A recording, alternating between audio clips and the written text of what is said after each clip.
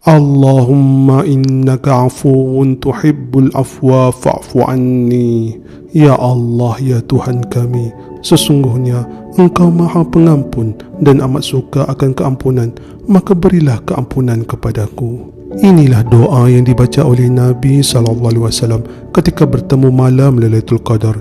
Doa ini ada di dalam sebuah hadis Nabi SAW riwayat Al-Tirmizi dan Ibn Majah daripada Aisyah radhiyallahu anhu bahawa beliau bertanya Nabi SAW, "Wahai Nabi Allah, jika aku bertemu dengan malam Al-Qadar, maka apa yang sepatutnya aku ucapkan?"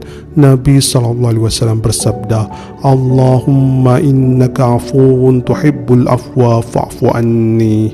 Maksudnya, ya Allah, ya Tuhan kami, sesungguhnya Engkau maha pengampun dan amat suka akan keampunan, maka berilah keampunan kepadaku.